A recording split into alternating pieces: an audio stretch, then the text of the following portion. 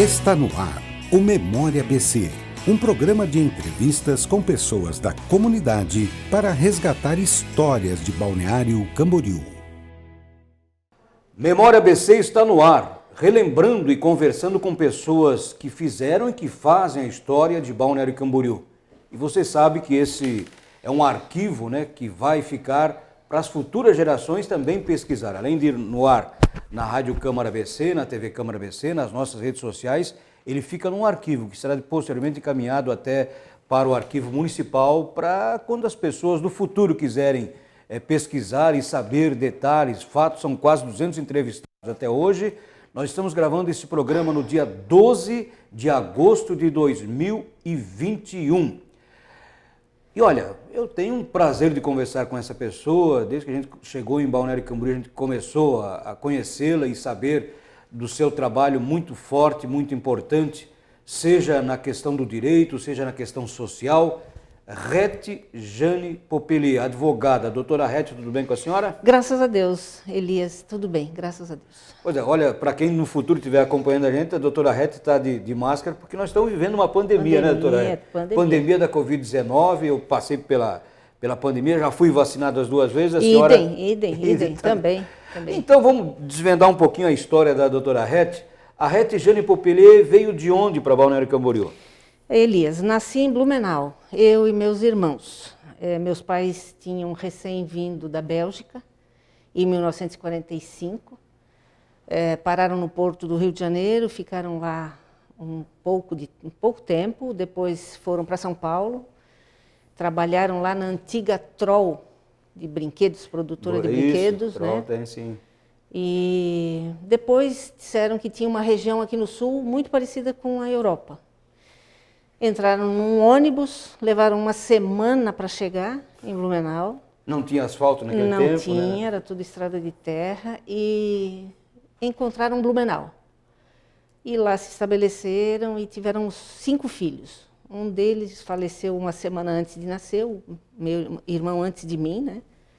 E ali crescemos, eles trabalharam e fomos crescendo, e quando eu tinha 3 anos de idade, em 1964, eles venderam o que tinha lá e compraram um imóvel aqui em Balneário Camboriú. Aí viemos para cá, em 1964. Ainda era Vila de Camboriú, não estava emancipada ainda. Foi naquele ano, mas foi logo em seguida. Foi em julho de 64. Isso. Então, nós viemos para cá, eu tinha já 3 anos, eu faço aniversário em janeiro. Então, foi ali, fevereiro, março, abril ou maio, que nós viemos para cá. Né?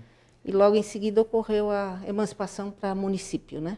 Perfeito. Quando eu conheci a senhora, eu vim em 1980, já tinha vindo antes disso, né, em 1968, vim de trem até Itajaí, inclusive, na época. Né? Lembro do trem. A senhora tinha um escritório, eu acho que já estava formada em Direito, na Rua 700. Exatamente. Ali nós tínhamos, meus pais tinham residência, né, e eu comecei a advocacia ali na sala de visitas deles, do imóvel deles, né, na Rua 700, número 245. Hoje tem um prédio ali, né. Mas foi ali. E ali eu te conheci na Rádio Camboriú, se não me engano. Isso. Que era na Rua 700. Na Rua 700, no início lá. Exatamente. Da família Carrers, né? O imóvel era da família Carrers. Isso aí. Ainda o Cine Itália nem estava construído depois. Não tinha. Era terreno baldio, se eu não me engano. Né? Sim. Agora, doutora Rete, a senhora falou que seu pai tem uma origem... Belga. Meu pai e minha mãe. Ambos. Os dois, né? Só que assim, a gente quando lembra da história dos belgas em Santa Catarina, a gente fala muito da questão do Baú, onde os belgas... Ilhota. Baú e Ilhota, né? Que pertencia a Itajaí também, meu avô que nasceu lá no Baú, que nós temos a origem por parte de mãe, a descendência parecida. Sim, né? sim, lindo isso, lindo. É um país que tem línguas diferentes, né? Cabe 9 vezes no estado de Santa Catarina. Isso. E nós somos, a minha descendência... O Jean-Baptiste Velin, que era da região de fala francônica da Bélgica, da Valônia. Da Valônia. Estou esperando separar agora para ir para lá. Exatamente. Não, eu quero ver se ano que vem consigo ir também. Que bom, que bom. E só que assim, a senhora e o seu pai, no caso, não passou para aquela região que originariamente vieram os belgas, né? No segundo reinado do Brasil, né? Não, ali não. Eles tinham muitos conhecidos, mas nós não moramos ali. Moramos em Blumenau, na Vila Itopava Seca. Seca, sim. Né? E Mas conhecemos muitas pessoas ali da região do Baú, de Ilhota, né? Tem muitos conhecidos também. Para quem, até para resgatar um pouco dessa história da comunidade belga em Santa Catarina e no Brasil, por consequência, eles vieram para cá no segundo reinado, né? Era Dom Pedro II, o imperador do Brasil. E, ao contrário de muitas outras origens que vieram para Santa Catarina, eles não ganharam terra, eles compraram a terra. Compraram, exatamente. Eles foram plantando e foram crescendo e fazendo a sua comunidade. Perfeito. Isso mesmo. É. O vovô sempre dizia assim, olha, naquele tempo a gente pensa, mas teve algum problema? Teve problema, porque nessa compra, nessa transação, alguém do Império se envolveu, teve falcatrua também. Isso está conosco desde a origem dos tempos, né? Exatamente. Daí ele dizia assim, quando eu perguntava muito, eu sempre fui curioso, né? Por isso que até hoje eu sou ligado à empresa. Vovô, Norberto ele chamava, dizia, vovô, mas por que a gente não fala tanto dessa história nossa, da origem? Eu fui criado por eles um tempo, né? Aí ele dizia, não, melhor não falar. Depois de um tempo que eu fui descobrindo o que tinha acontecido. Que aí eles acusavam lá um cidadão que era ligado ao governo brasileiro, mas também tinha um que veio ligado àquela região. Teve até um incêndio. Sim. Aquele famoso incêndio, mas para destruir o que tinha de documento que podia comprovar a irregularidade, mas é coisa de muito tempo. De muito tempo. Agora, doutora Rede, daí, chegando ao Balneário Camboriú, 3 anos de idade, estudos foram aqui, então? Sim, eu comecei a estudar, meu irmão, junto com meu irmão também, em escola pública, na escola isolada. Que era fotógrafo? O Diego. O Diego, conheci. Querido Diego, Falecido, né, infelizmente, triste, né? Porque foi muito cedo, né? Foi com 45 anos e surpreendeu todo mundo, então é uma dor ainda aberta. Mas nós começamos a estudar na escola isolada, que depois recebeu o nome da professora Maria da Glória Pereira. Maria da Glória. Que tem o colégio até hoje, na rua 3420. Um grande colégio. Um grande colégio. Depois dali fomos para o Colégio Estadual Presidente João Goulart, né? E aí foi uma elevação de degrau, assim, né? E essas duas, tanto a escola isolada Maria da Glória Pereira era estadual também? Também, né? E eram 2 salinhas somente, uma escolinha de madeira, meia água. Na mesma sala, séries diferentes? Sim, exatamente. Até é bom a gente explicar isso para quem está nos acompanhando e talvez não sabe desse detalhe. Existia a escola isolada, né? Exato. Aí existia, eu já comecei a estudar na escola reunida, que daí eram salas diferentes, tal, lá em Rio do Sul. E depois o grupo escolar, né? Então era mais ou menos assim. Né? Isso, bem isso. Foi nesse roteiro aí que eu comecei a estudar. Depois o João Goulart, e daí eu fui para o Salesiano, Colégio Salesiano em Itajaí. Que a gente não tinha aqui o colégio particular. Não havia. Parava no João Goulart, os estudos aqui em Balneário. Só tinha colégio, então, para a sequência, né, do científico, do 3º grau, somente em Itajaí. Eu acho até que foi o Sérgio Pereira que montou Não sei disso. Até uma hora dessa tem que trazer o Sérgio aqui para explicar. O professor Sérgio. Sim. Que montou no terreno da família deles ali, hoje tem no lado praticamente no lado da rodoviária, em frente ao shopping hoje ali. Sim. Que era o Margírios, Sim, né? Exatamente. Eu não tenho essa informação, mas que eu bacana, vou trazer ele né? para conversar sobre isso. Ok. E depois dali, eu queria muito fazer veterinária, eu gostava muito de... Eu gosto de animais, né? Mas eu não tenho capacidade para lidar com ferimentos de animais. Então, eu tinha esse ideal de fazer veterinária, mas só tinha em Lages. Então, eu UDESC de Lages. Eu optei por fazer vestibular para Direito, aqui na antiga FEPEV. Né? Esperando passar um ano, juntar dinheiro para poder me deslocar para Lages. Né? Mas aí acabei gostando muito do que eu escutei dos professores e acabei concluindo o curso de Direito. E graças a Deus eu não me tornei veterinária, porque eu não daria conta. Não conseguiria, né?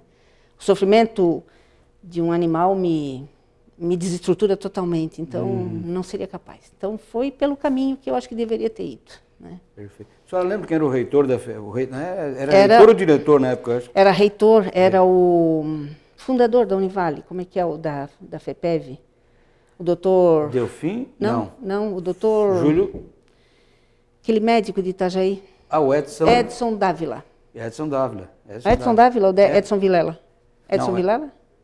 Vilela. Edson Vilela. Vilela, Edson Vilela. Isso. Eu, inclusive, tenho uma passagem com ele. Eu não, mas a minha família, meu irmão, o Diego, teve que extrair as amígdalas. E ele fez essa cirurgia. E o Diego, ali nessa cirurgia, quase foi. Foi minha mãe que percebeu e que, né, fez aquela movimentação toda e o médico veio urgentemente e conseguiu salvá-lo. Então, é o Dr. Edson Vilela, né, a quem devemos toda a reverência, né, por todo o trabalho que ele fez aí, né. Sim, muito, muito. Tenho saudade, doutor Edson, com certeza.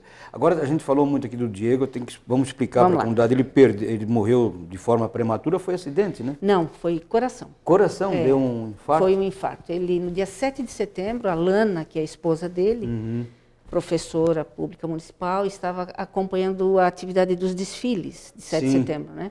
E ele era fotógrafo? Fotógrafo, excelente fotógrafo. E ele, naquele dia, passou o dia com amigos numa chácara no estaleiro. No final do dia, ele voltou de moto, ele tinha uma CB400, né?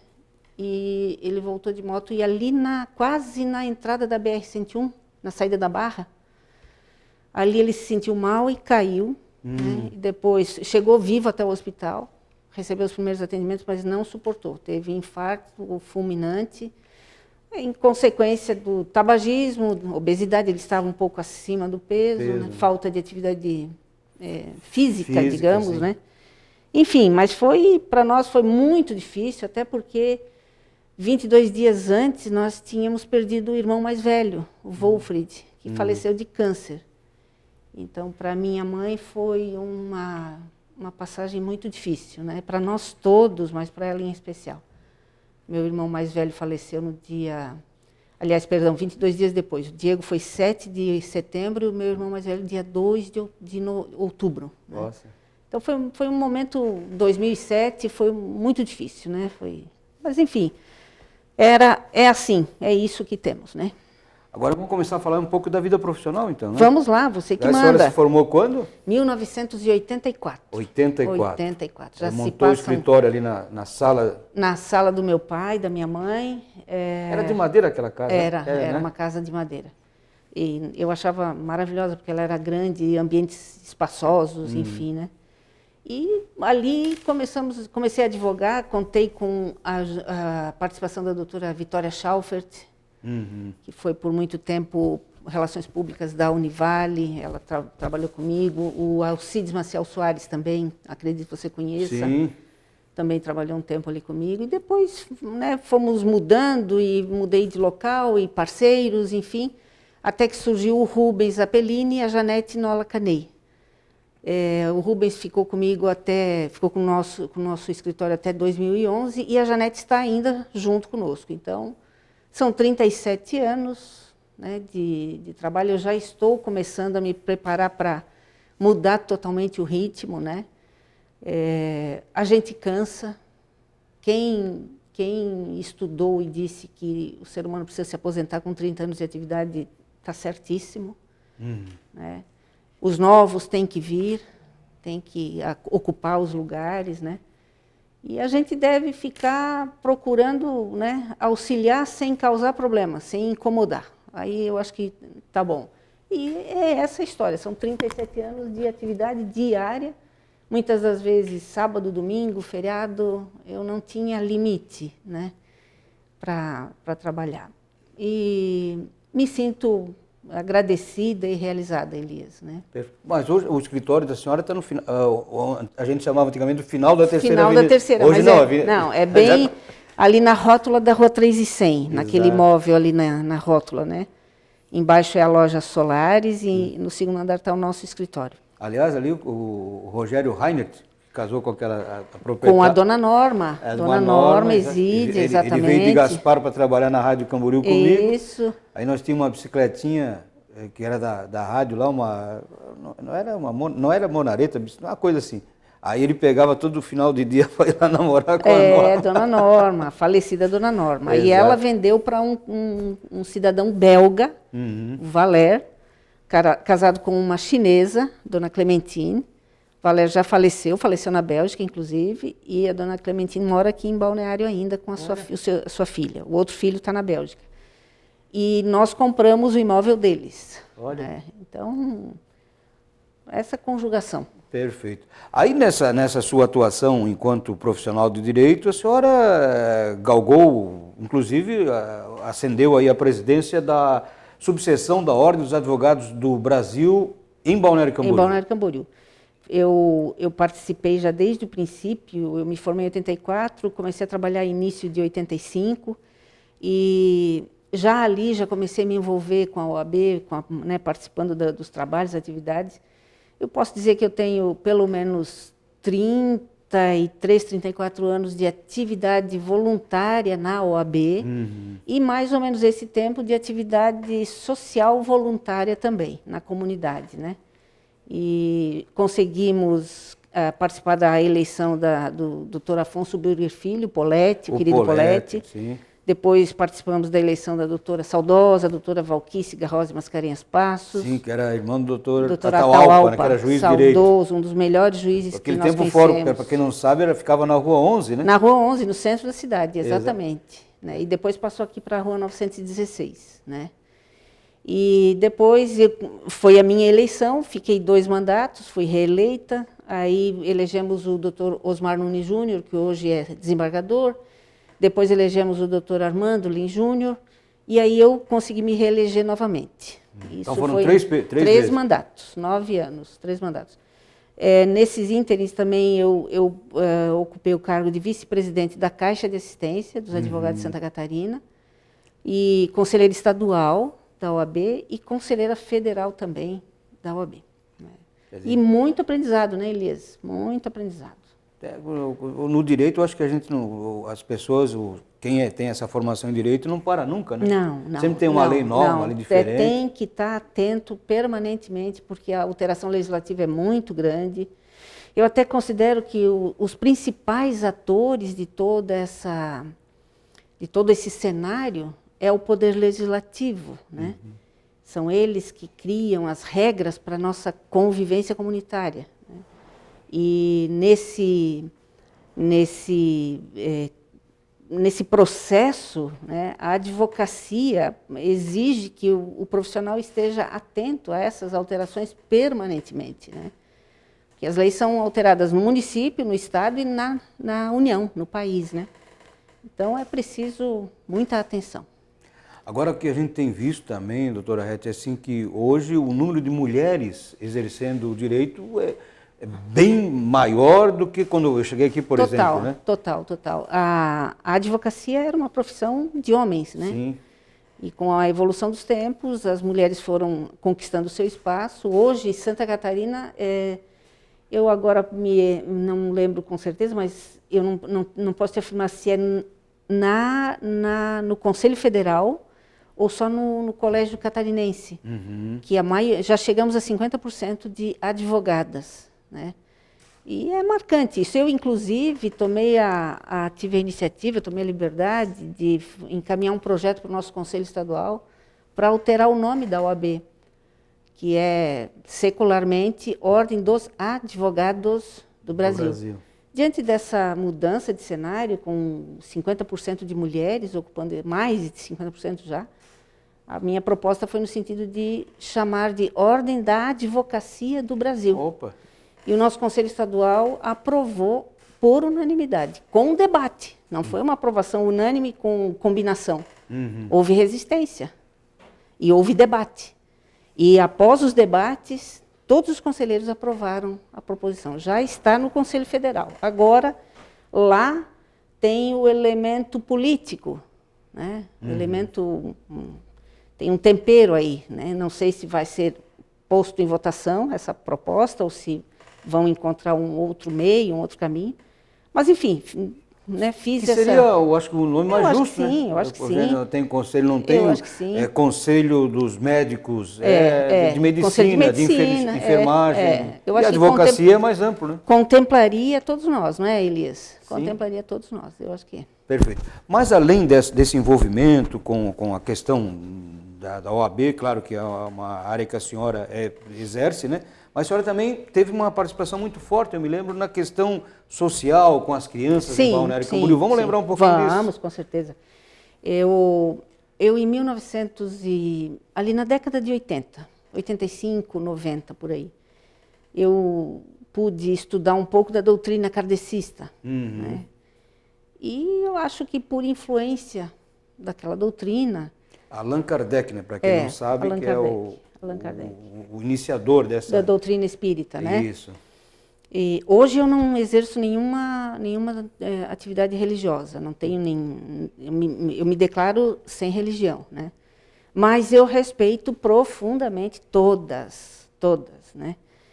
E na época eu acho que influenciada por esses estudos, né, e vendo uma realidade que nós tínhamos aqui, que era impressionante, você vai lembrar, a quantidade de crianças na rua. Sim. Principalmente nos bares da Avenida Atlântica. Eu lembro de estar ali com amigos, ou tomando sorvete, ou comendo uma pizza, qualquer coisa, e crianças em volta da mesa, entrando e pedindo comida e pedindo moeda, Sim. né?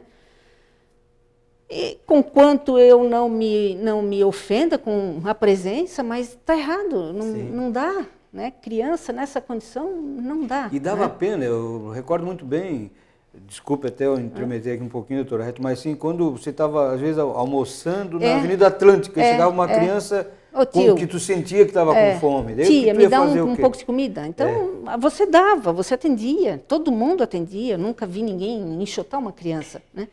Mas não é aquele ali o lugar dela, né? Então, como havia essa realidade, como havia todo essa influência desse conhecimento, convergiu no sentido de juntarmos um pequeno grupo. Inclusive, a primeira reunião foi na OAB, né? Eu já estava na presidência da OAB. Não estava. Eu estava num dos cargos, eu participava da OAB. Isso foi em 92, 93, né? E eu e um amigo meu, o já falecido Valdir Heitor da Silva, ele foi diretor da Rebesquine. Sim, empresa de transporte. Era um ser humano de primeira grandeza. Eu e ele éramos sócios de um imóvel, onde hoje é o Passeio São Miguel, né? Era uma casa construída na década de 60 também, ao estilo germânico, madeira, 2 andares. Né? O Passeio São Miguel fica ali na rua 3420, né? 3300 com a 3420, ali, por ali. Né? E nada do que a gente queria fazer naquela casa dava certo. A gente queria alugar, não dava certo. Queria chamar os amigos da turma de faculdade para fazer festa, não dava certo. Nada. Aí eu liguei para ele, vi uma vez no Diarinho, vi no Diarinho uma oferta dessa casa para vender. E metade do valor da compra ali, do valor do imóvel, eu tinha. Né? Eu pensei, meu Deus do céu, como é que pode? Eu tenho metade do valor aqui para comprar, e não era nenhuma fortuna, portanto. Né? Valdir, tu me empresta o outro tanto? Eu disse, para que tu quer? Eu expliquei. Não, eu compro contigo. Olha. Compramos o imóvel. Isso foi em 90, 91. E nada dava certo para fazer lá. Aí veio esse movimento, esse grupo sensibilizado pelas crianças, e eu cheguei e disse, olha, gente, eu tenho um lugar, eu falei com o Valdir, ele autorizou, eu tenho um lugar que pode servir para um começo, para a gente dar um primeiro passo, né? A gente garante por 1 ano aí a luz, água, e não tem aluguel, não tem nada, né? Até que a gente consiga um local melhor, mais adequado. E assim começou a Casa da Criança, isso em 1993. E, de fato, 1 ano e meio nós pagamos toda a despesa de luz, água, eu, Valdir e mais algumas pessoas, né? Pagamos funcionário também, e a alimentação, a comunidade ajudava, né? Foi um auxílio lindíssimo que nós recebemos, ou seja, havia vontade de todo mundo para alterar aquela realidade, né? E logo em 91, foi editado em Balneário a lei municipal que criou os conselhos municipal e tutelar. Da criança e do adolescente. Gestão do Leonel Pavan, se não me falha a memória. E eu tenho lembrança dele dizendo que Balneário foi o primeiro município que fez a sua legislação municipal. Passou pela Câmara de Balneário Camboriú, acho que a Câmara naquele tempo estava na rua 10, entre a 10 e a 100. Isso, né? ali mesmo. E nós tínhamos recém sido contemplados com a linda e maravilhosa Constituição de 1988, né? E logo em 90 o Estatuto da Criança e do Adolescente, que com todas as críticas que se pode fazer, É a melhor legislação que nós temos a respeito, né? Então, com a lei municipal, criação do Conselho Municipal, Conselho Tutelar, tudo isso conjugou. Participei junto com a Lenita Novaes, Sim. a Indianara Menon e outras pessoas. Indianara que foi psicóloga, psicóloga, né? Já está aposentada, né? Já. Muita gente boa, eu gosto muito dela. Da Lenita também nem se fala. Nem né? se fala, não. Outras figuras aí emblemáticas Aliás, da cidade. Posso dar um adendo aqui? A Lenita tentou, na época da administração do seu Armando César Guislandi, instituir aqui o CEBEM. CEBEM, isso aí mesmo. O seu Armando sempre foi muito...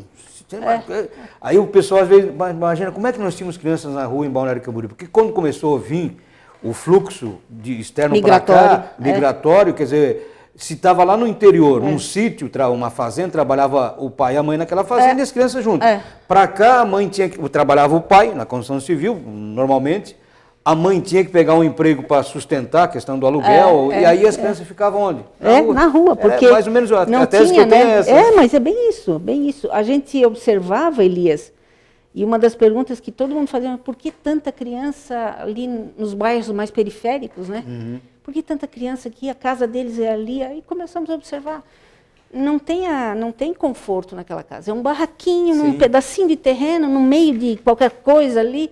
Não tem alegria de ficar ali. Então, mais alegria está na rua, né? Brincando com outras crianças, com bichos, cachorro para cá e para lá, enfim. E aí descobriram que uma maneira também de ganhar alguma coisa era vir andar pela cidade, né? Pedindo esmola.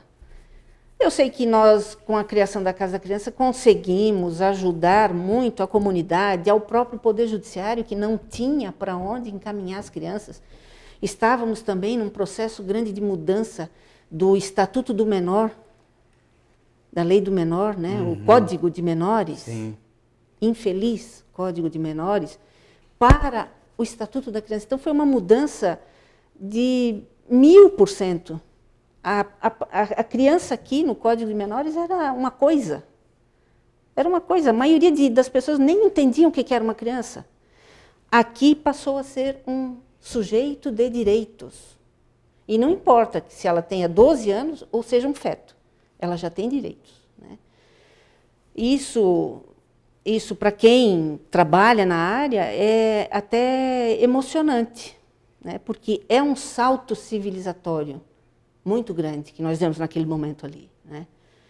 Então, eu acho que a Casa da Criança, com todos os erros e defeitos, nós cometemos muitos erros, Elias, mas a intenção sempre foi a melhor possível. Nossas crianças tinham 6 refeições por dia.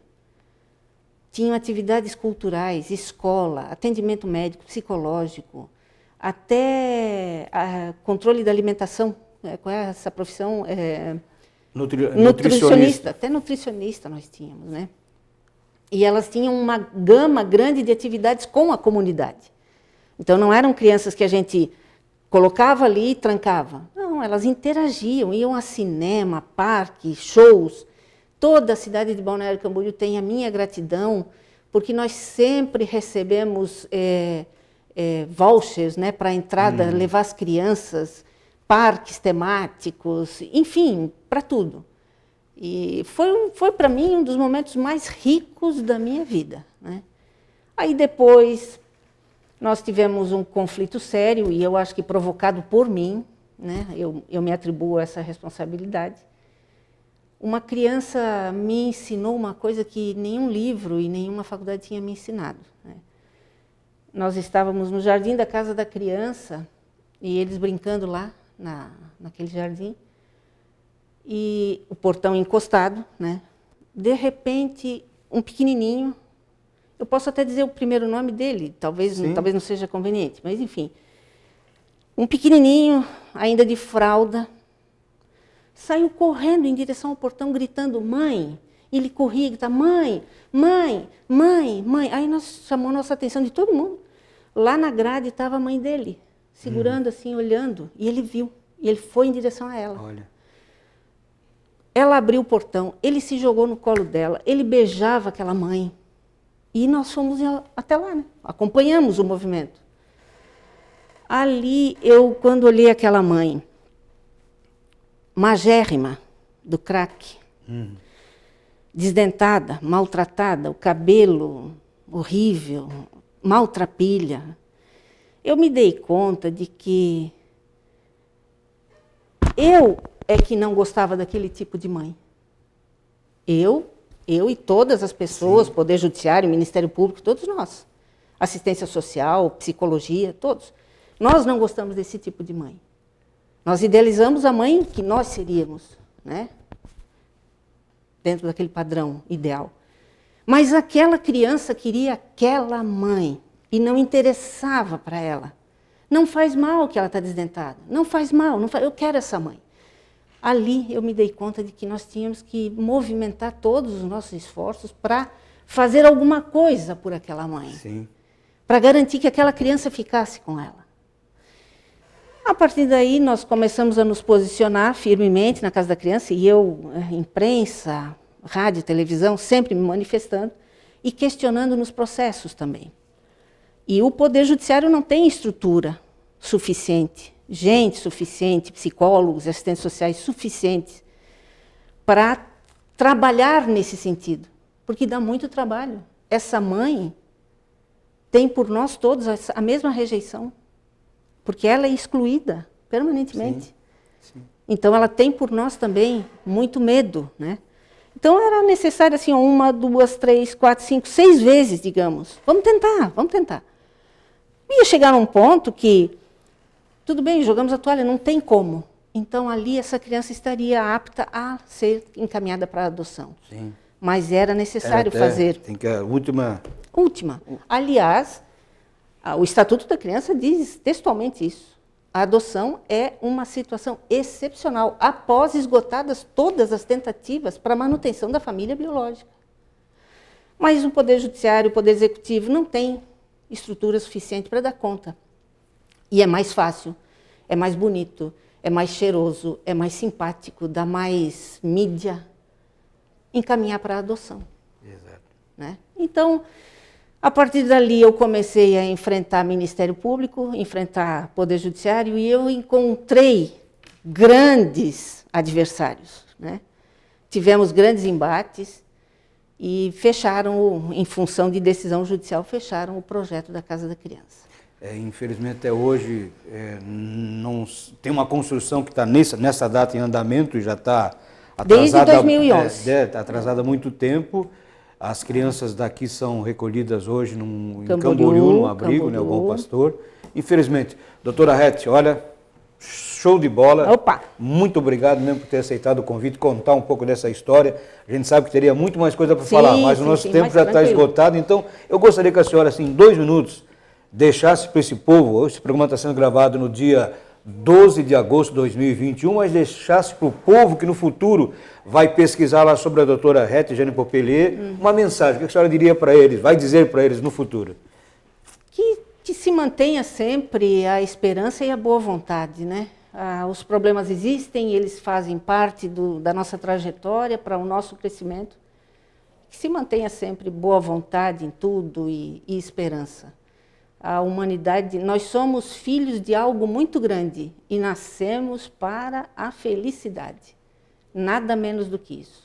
Nós precisamos sim mudar muitos conceitos que nós temos que nos limitam com crenças erradas, crenças construídas por nós mesmos. Mas isso, com o tempo, nós vamos aprimorar também. Perfeito. Muitíssimo obrigada, Elias. Foi uma honra, um privilégio. A honra foi nossa. Um grande abraço a todos vocês e até o próximo Memória BC. Você acompanhou o Memória BC, um programa de entrevistas com pessoas da comunidade para resgatar histórias de Balneário Camboriú. As entrevistas já realizadas estão disponíveis no portal do Legislativo.